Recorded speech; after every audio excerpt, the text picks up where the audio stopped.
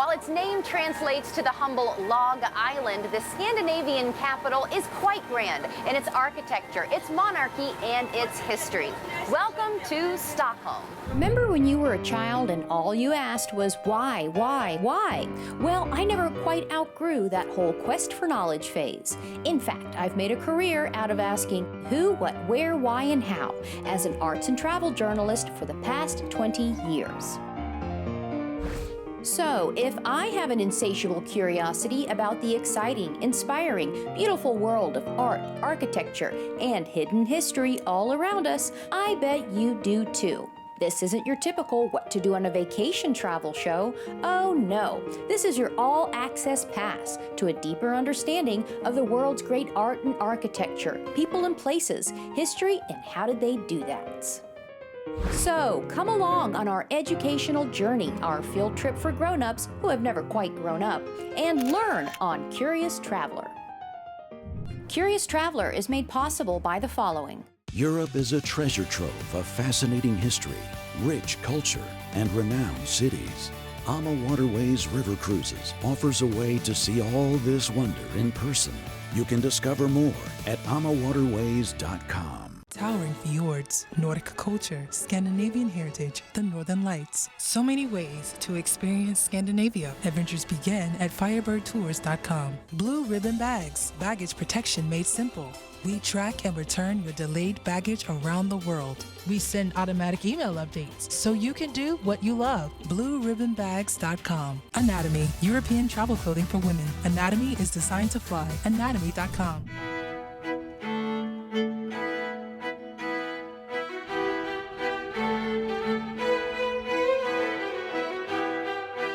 Since the Vikings in 1000 AD to a tiny medieval village called Gamla Stan, since 1252, Stockholm has had so much to be curious about. Salutos faviata!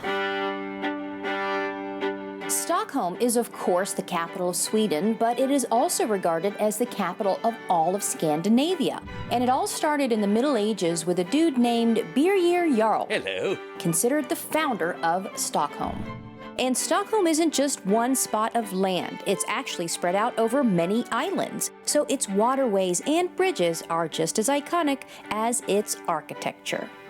Speaking of its architecture, Stockholm became a major European power in the 17th century, which is why many of its important buildings look the way that they do. So here's what I'm curious about in Stockholm. Why was the city named Log Island? What the heck is Gamla Stan, and why does it look like a storybook? Who was Queen Christina, and why did she get such a fancy throne? How did the long Swedish winters create this cheery symbol of Sweden? What is Versailles doing all the way up here in Scandinavia? Who is not buried in this church, and why? How did the Nobel Prize come to be? Why is there grass on this roof? And finally, why is there one really important Roman emperor missing from the bow of this ship? Who, what, where, why, and how? So, Stockholm is a floating city, spread out over those many islands. But there's one island that stands out above the rest because it is where Stockholm began, here on the island of Stadsholmen. These quaint, windy, and cobblestone streets are all part of historic Gamla Stan. Now, Gamla Staden translates into Old Town, and that's exactly what this is. In fact, it is one of the oldest and best preserved medieval towns in all of Europe. Gamla Stan also happens to be where Stockholm began back in 1252. That is also the curious reason why you will see 1252 along a lot of the storefronts today. Oh! But why did Stockholm start exactly here? Well, for the same reason Stockholm means Log Island. Because of a wonderful legend that says the people of the old capital of Sweden were looking for a new, safe place to live. So they simply filled a log with gold and let it float, as you do. When it landed here at Stadsholmen, they saw it as a sign that this was their peaceful new home. And fortunately, much of that 13th century storybook village remains, with beautiful cobblestone streets, wonky medieval alleys, beautiful medieval and Renaissance architecture, and lots of quaint town squares. Gamla Stan later expanded into 3 surrounding islands: Riddarholmen, Stromsborg, and Helgensholmen. Yes, I practiced saying that last one. Also in Gamla Stan, you will find one of the oldest buildings in all of Stockholm, the majestic Riddarholm Church. Parts of it still date back to the 13th century. And of course, it is known for that majestic cast iron spire that just reaches into the heavens. It is also known as the final resting place for the Swedish monarchs.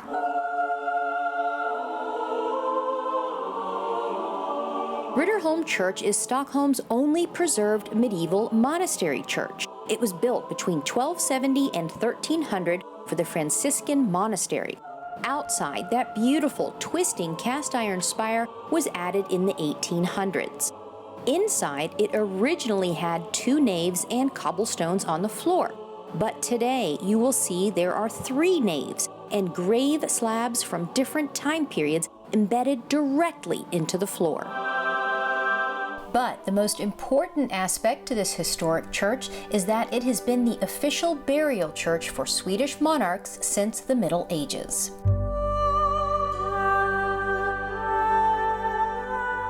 One of those kings is Gustavus Adolphus, and he had a famous ship that we'll learn about later. He also had a famous daughter named Christina. While she too was a Swedish monarch, she is not buried here at Riddarholmen Church for a very curious reason. And to find out why, we go just around the corner to visit Christina's throne in Sweden's royal palace.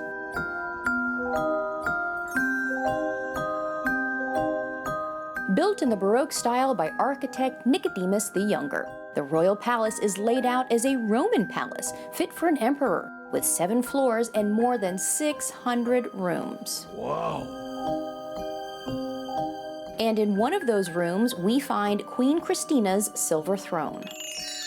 Here in the Hall of State, you will find the very regal throne of the Swedish monarchy. It was designed in the 1640s for Queen Christina. And believe it or not, every year since then, the king or the queen sat right here in this hall for the opening ceremony of Parliament. And it lasted all the way until 1974.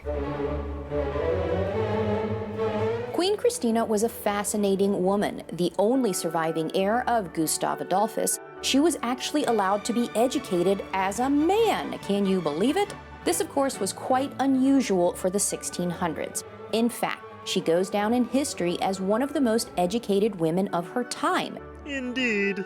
And created a social circle of scholars and great thinkers, instead of gossipy ladies who lunch. Did you see what she was wearing? She is said to have wanted to create Stockholm as the Athens of the North. That's all a good thing, right?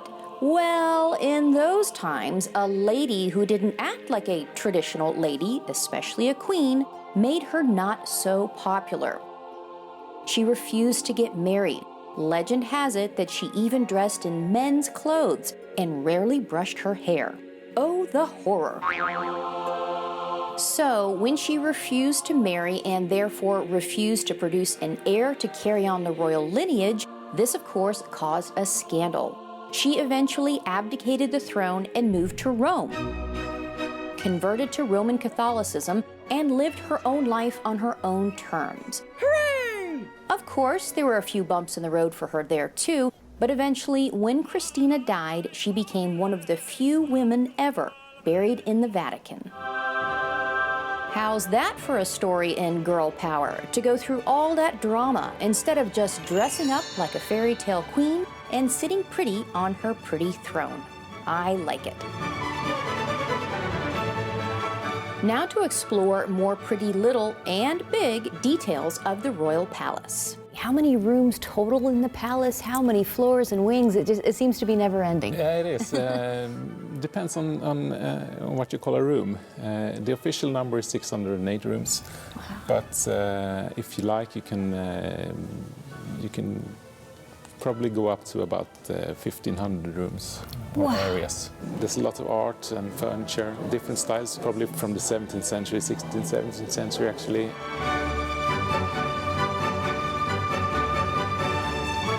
But the royal palace didn't start off so grand. Remember Birger Jarl? Hello. The founder of Stockholm? Well, historians say his fortress was built right here where the palace now stands. Wow. And bits of that original castle survive underneath today's version, which is a Baroque beauty thanks to an artsy architect and a royal rivalry with a sunny French king. Oh.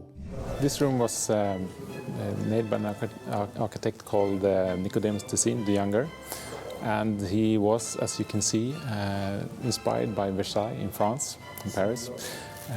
It's more or less a copy of the mirrored hall in Versailles. Now, Versailles was, of course, the legendary pleasure palace of the legendary French king Louis XIV, the Sun King.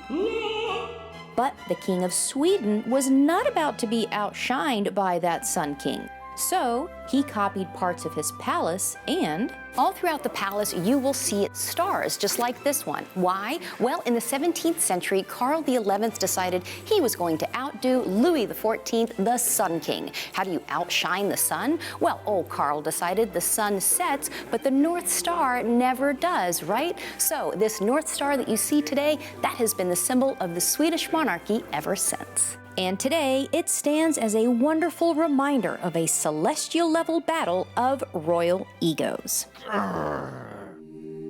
Next, from Renaissance-style trash talk to a peaceful escape in the palace's stunning royal chapel. How heavenly is this? The royal chapel is a Baroque beauty with angelic white marble, anchored by mighty Corinthian columns, capped in glittering gold, adorned with sculptures that inspire, and little cherubs who giggle. It all leads to a soaring altar, and when you gaze heavenward, you are rewarded with beautifully painted ceilings and archways. All this glorious art you see today is thanks to the creativity of that Nicodemus Tessin the Younger. He did the drawings and the planning for the chapel. Then, only the finest artists and craftsmen were chosen to create this work of art that you can stand in. But this isn't the first version of the royal chapel. All this beauty came to be after the Great Fire of 1697, when the chapel had to be rebuilt. So, the history of this glorious chapel goes back a few centuries more. Ever since the 1200s, there has always been some sort of royal chapel to accompany the royal palace. The version you see today was built in the 1700s. But throughout its history, while the chapel, of course, was created for the royal family, it has always been open to the people of Sweden and for anyone who wants to worship here.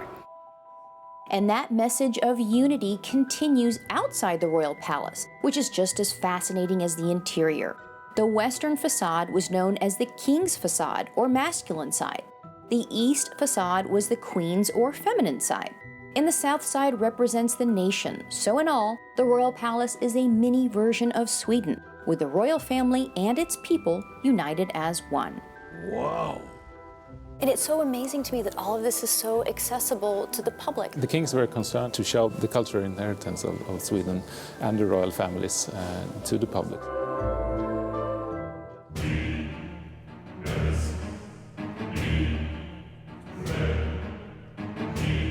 Next, from royal palace to royal prowess, we continue our exploration of the Vasa monarchy from land to sea.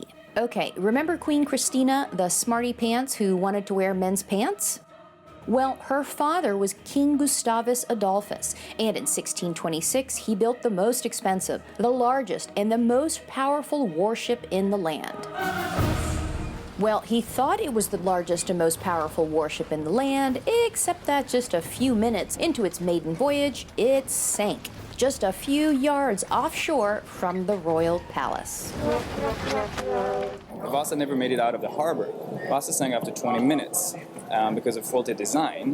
The thing is, Vasa was one of the very first two-deckers, and the people building it had very little experience. And unfortunately, they missed the position of the center of gravity by about a meter, which is not a lot, but enough to make Vasa capsize in the harbor. And there it lay in Stockholm Harbor for more than 300 years until it was dredged up, restored, and then had an entire museum built around it. Hooray! So now today we can revel in its massive size and its beautiful, intricate carvings. You have about 700 carvings all around the ship, and most of them have a meaning. Some of them serious, some of them more humorous. You have a Triton wearing a Catholic priest's bonnet, for example, poking fun at the Catholics. Vasa was built during a time when Sweden was at war against Poland and Lithuania, so we also have a carving of a Polish nobleman crawling under a table right here at the bow, so trying to poke fun at the Poles. And there are other carvings solely dedicated to the king's ego. Yes, quite. Yes. King Gustav Adolphus was known as the warrior king who made Sweden a great power. He was compared with Alexander the Great, and yeah, all this adoration went to his head. Gustav Adolf II, or Gustav II Adolf as he was known, he was nicknamed, or he came to be nicknamed the Lion of the North, and he very much liked that nickname, so he used it a lot, and you have lions pretty much everywhere on the ship. A lot of the sort of Renaissance era, Middle-aged kings like to compare themselves to Roman emperors, and that's exactly what's happening here. They do, and Gustav Adolf is no exception. All along the beakhead, you can see these male figures. Those actually are the Roman emperors, all placed in chronological order, except one, Augustus. The reason for that is historians say that King Gustavus of Sweden thought himself a Roman emperor, and in fact, just like Augustus. So that is why that figure is missing and replaced by the lion on the bow of the ship, the symbol of Gustavus. Here's where it gets even better, though. If you take an anagram of Augustus, you get Gustavus. Ooh. And what could be more fitting to keep up here with the revered Roman emperors and Swedish kings? The toilets, of course.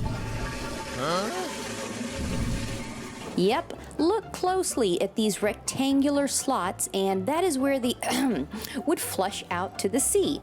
And that is also where we get the name head for toilets, from the beakhead. Ta-da! All right, stinky history over. Now let's move on to something a bit more inspiring.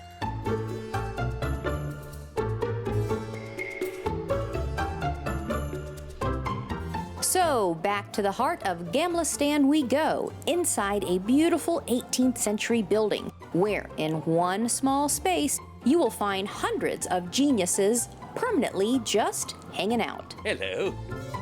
This is the Nobel Museum, dedicated to the contributions to humanity in physics, chemistry, physiology or medicine, economics, literature, and of course, peace. One of them famously went to Albert Einstein in 1921 in physics. Want to guess what he did with his prize money? He bought a house.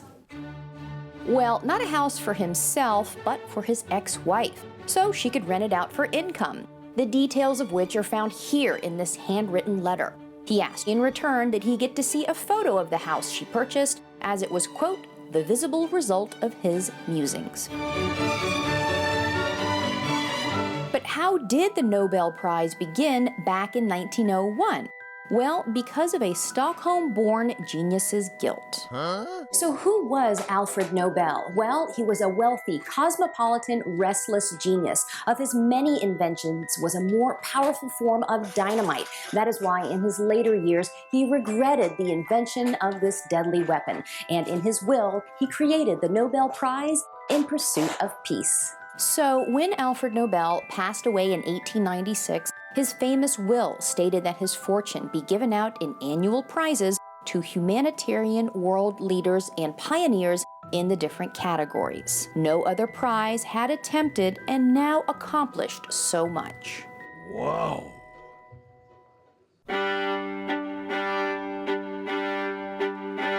Our final curiosity takes us to the island of Djurgården and takes us back in time, too, to Sweden in the early 16th through 20th centuries, when the different regions of Sweden dressed in different folk costumes and celebrated with different dances like these, all in celebration of the Sami or Laplander culture. This is Skansen, known as one of the world's oldest open-air museums, founded in 1891. It's a miniature historical Sweden full of traditional buildings, farmsteads, and churches, like this one. This is the wonderful Saglora Church, built in 1729, with all kinds of interesting features in here. Right in front of me, this is a candle holder. Seems pretty simple, right? Well, actually, this tells you that this is where a wealthy person would sit, because they were the only ones that could afford candles. Up above me, we have these beams stretching across from one side to the next, all decorated with arcanthus flowers. And last but not least, all along the ceiling, there's this gorgeous painting of the heavens, and in the center, there's a triangle with the name of God in Hebrew letters. Now, what to wear to church? Well, that all depends on how much sunlight your region gets. What a beautiful costume you're wearing. What time period is it from? What region is it from? Thank you. It comes from Dalecarlia, and it's a party costume for the big parties during the 18th and 19th century. Then you had the finest scarf and the nicest apron, and of course a lot of hand embroideries. During winter time you had long time to do in the darkness, to sit there and sew and do the embroideries. Why sitting in the darkness? Well, because of the long winters in the Dalecarlia region. Geography has a lot to do with the costumes. Where the winters were longer, you were stuck indoors with nothing to do, so the ladies would create intricate embroideries to pass the time. But what to sew? Well, of course, the flowers that grew in Dalecarlia. It's a special type of flower that's used up in Dalecarlia, the Kurbitz type of flower, and also that comes on the Dalecarlian horse. What's a Dala horse? Oh, just a global symbol of Sweden. So during those long Swedish winters, wood carvers would carve these little wooden Dala horses for their children to play with. Later, these beautiful little toys were sold and bartered, and actually became a source of income for the poorer families. Then the Dala horse became so popular that it was displayed at the World Expo in Paris in 1937 and the World's Fair in New York in 1939. And today it is a global symbol of Sweden. Ta-da! All that because there was no Netflix to kill the boredom on dark winter nights. Next, we explore the Hornborga cottage, lived in by several generations in the 18th century, with a curiously small doorway. The fine thing is that you have such a small door to keep your costs down for the heating. Also, people were shorter in the 18th century. It's 150 centimeters. Wow. And people wear like 150 centimeters during the 18th century. Worked real well. From tiny doorways on the ground to a curious material on the rooftop.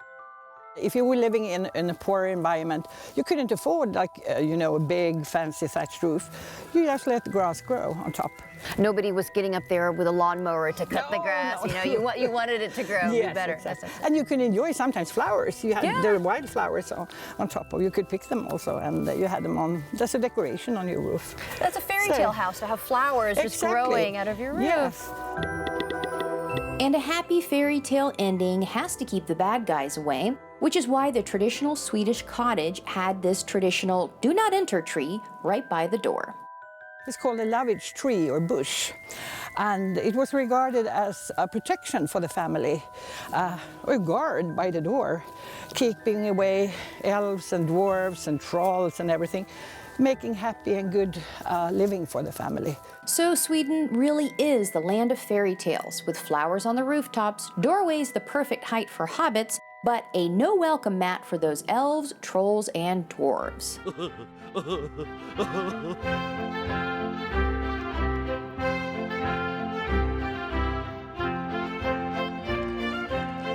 From a floating log filled with gold that determined the site of a new city, to a glorious final resting place of Swedish monarchs, except a certain queen who liked to dress more like a king, to the royal palace whose opulence rivaled Versailles, but was never too lofty for its people, to a powerful warship dedicated to the Lion of the North, who sadly couldn't swim.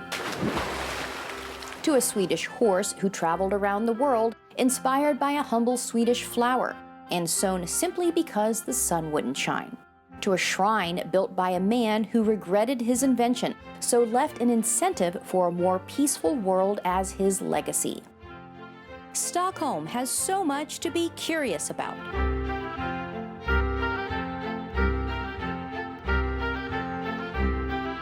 Thank you for joining us on our educational journey, and hopefully now you're even more curious about the who, what, where, why, and how of Stockholm. As they say here in Sweden, hej då, trevlig resa.